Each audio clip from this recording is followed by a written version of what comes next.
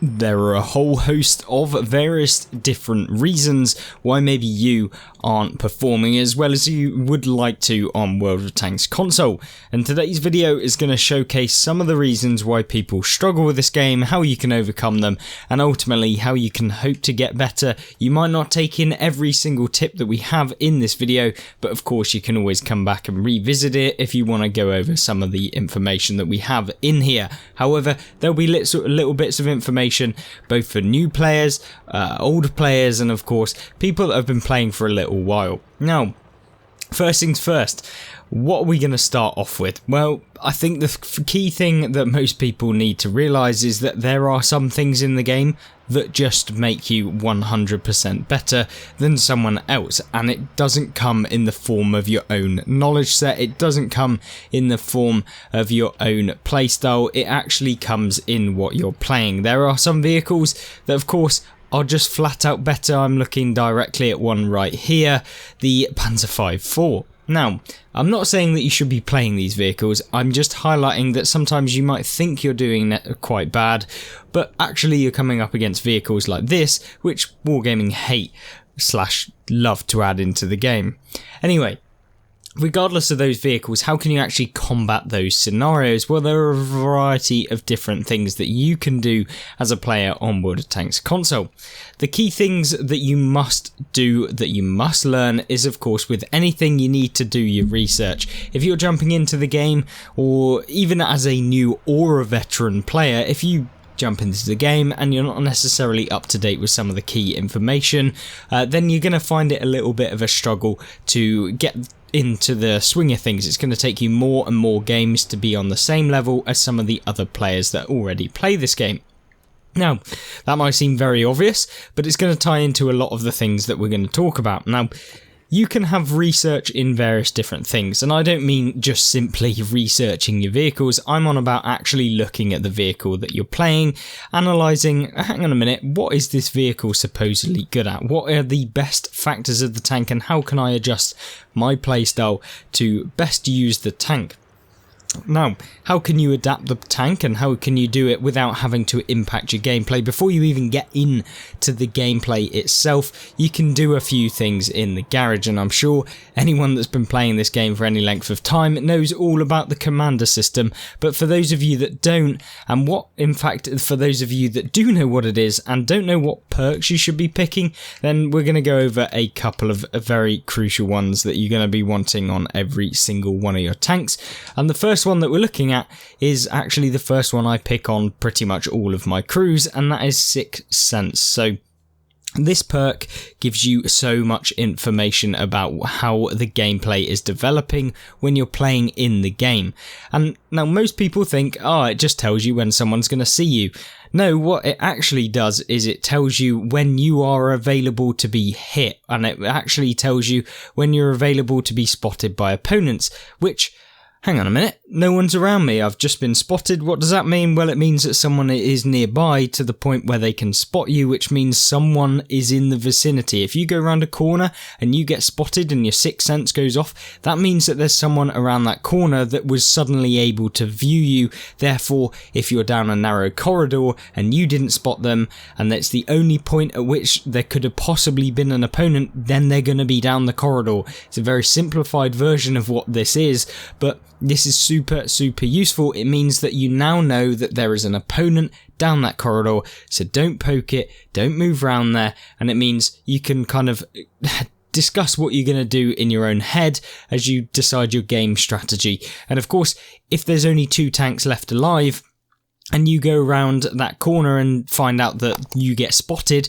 from going around that corner and that there's probably someone down the corridor, that means at least one of those people is there, and therefore you can decide how you can best approach it if the other person is in, for example, a light tank. Now, that's quite in depth for the beginning of this video, but it's kind of the best way I can explain Sixth Sense, and this is something that kind of gets more important to have as you go on, but you should always use it to begin with because it's probably the steepest learning curve perk, and it is probably the one that you're going to have to get used to as quickly as possible to fully utilize it, and that is what makes a massive difference in the game. Most people think, well, I'm in a heavy tank, I know that I'm going to get spotted, but it's not for the points at which you actually get spotted at. It's about determining where the opponents are going to be on the map and when you get spotted. It's not about the fact that you did get spotted. Yeah, that's kind of what I'm trying to highlight, is that even in a heavy tank, it lets you know where opponents are going to be and what opponent it's likely going to be that you're going to be facing, or the opponent that is actually in front of you. So, without further ado, into some more easy perks to understand. We're then going to go with Rapid Loading or Born Leader. Either one is absolutely fine to go with. Rapid Loading effectively just increases the amount of damage you can do in one singular sitting, which is super useful. And then Born Leader basically increases your skill effectiveness and your crew performance, so it does both of them. Which means that, for example, if you've got Rapid Loading and you take Born Leader, your Rapid Loading will actually have 11% increase because you get 10% increase to your perk. So, if you actually take this for what it is, if you've got 8 other perks that all have increases, then you're going to get 10% increase on all of those 8 perks, which means you're going to be very nicely adding up the amount of bonuses that you're getting from just this perk, as well as the fact that you also get 10% to crew performance as well, which is nice for things like repairing your tracks and stuff in the game. So really useful to have, and of course very kind of something that you can use. And then I'd go Steady Aim to increase your accuracy, because that's pretty much like a flat 10% increase to your accuracy. As you go on, there's loads of different perks that you can pick, but those are like the primary 4 that I want you guys to actually use on every single tank. I use it regardless of the tank that I'm playing. You might see that the arrangements of the first couple of ones, they are not in any specific order. A lot of these crews were 9 skill crews, or at least crews that had a lot more perks back in the day, and then they've actually been adapted as the new system came in, where they released some more commanders, and that meant that I just had to pick the perks that I had previously and put them on. So don't take the order, just take my order from what I'm saying. So without the commanders being an effect to your gameplay, what else can you do? Well, you can add in equipment, obviously very standard.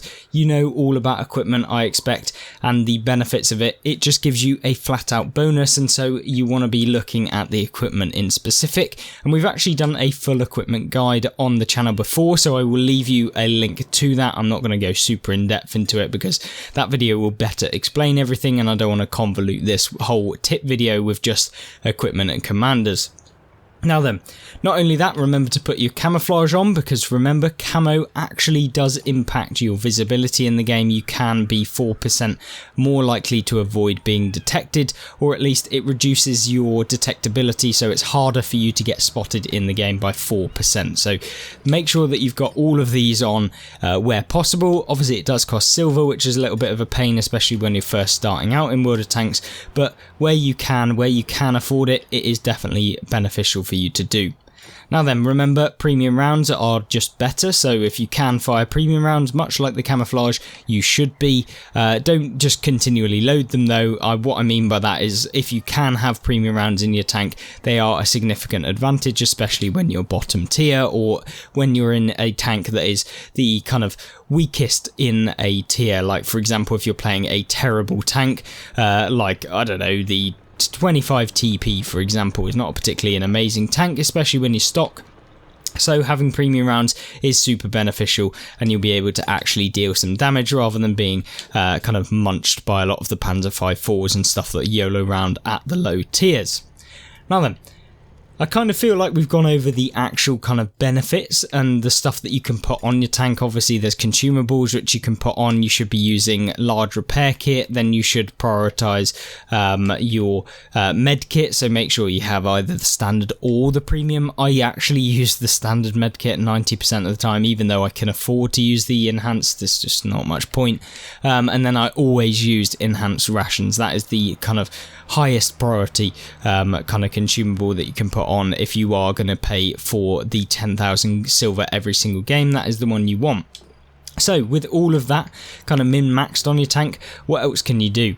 Well, like we said at the beginning, you need to do your research. What is your tank good at? If you, for example, you are in a heavy tank, then you want to make sure that you're playing your heavy tank to its advantages. Is it a more of an aggressive kind of face-hugging tank that kind of can go forward and you can get involved, really stuck in with the action? Or is it a heavy tank that has to be played more passively and you have to rely on the armor model? Of course, that is down to you to decide, but you can do that using the armor viewer. You can do it using reviews on YouTube. I really highly recommend you actually take a look at people's gameplay that have been playing this game for any length of time. We've got like hundreds of videos in the gameplay and tank reviews playlist at this point, which even from a perspective of looking at the gameplay just to figure out the positions and stuff like that, that is super important. And that's kind of leads into the next point, is that not only do you want to make sure that you're playing the tank type right by playing in the tank as it's supposed to be designed, you want to make sure that you do your research into the types of tanks, the positions where you take those tanks, because 9 times out of 10, the reason you're performing worse in your games than some of the top players in the game itself is probably because you are taking your tank into positions that are probably not that favourable for your tank, and why you're ending up with 48% win rate or lower or less than 50%. Obviously you want to be trying to aim for like the highest win rate possible. You know, 60% plus is a very good standing in terms of the game. You're probably better than a lot of players. You can see here, obviously lower tiers it's easier to get higher win rate. You can see I've played 80 battles and got 90% win rate in this tank. Whereas if you're playing some other tanks, you may end up with like 54% win rate. It's highly dependent on the tank as well, so you have to factor that in, and also at what point in time you actually played the tank, because if you're comparing your first tank in the game, you're going to be significantly worse than if you were grinding through a tank line like 5 years later down the line. But nonetheless, remember, you want to be investigating the best spots on the map. Don't just follow the first person you see. Make sure that you're thinking about it. If you're in a heavy tank, you don't want to be going in an open field. If you're a light tank, you don't want to be going in a corridor lane unless you pretty much have no other option like Himmelsdorf. But yeah, do your research, have a look online, look up some map guides. I highly recommend it to begin with, just so that you can familiarise yourself with some of the new maps, especially when new maps come in. I do my best to give a slight overview on the update news every single week so that you keep informed with the latest kind of update news, so you're not kind of behind. So make sure that you're sticking up to date with that, even if you just put it on in the background and just listen to the changes that Wargaming are implemented, so when it comes into the game and you're playing in the game itself, you're not kind of surprised all too much. But I think that kind of gives a very nice solid foundation as to what you can do.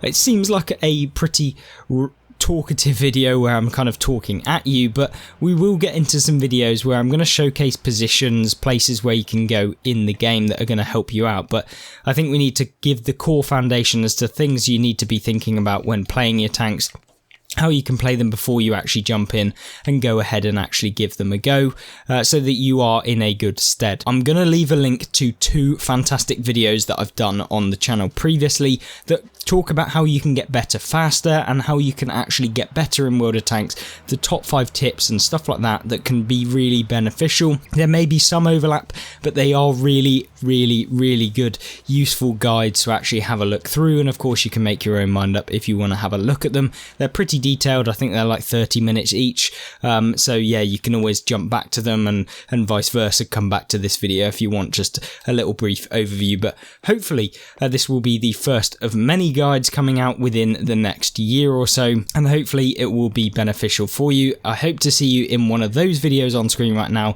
and I'll see you there. Goodbye.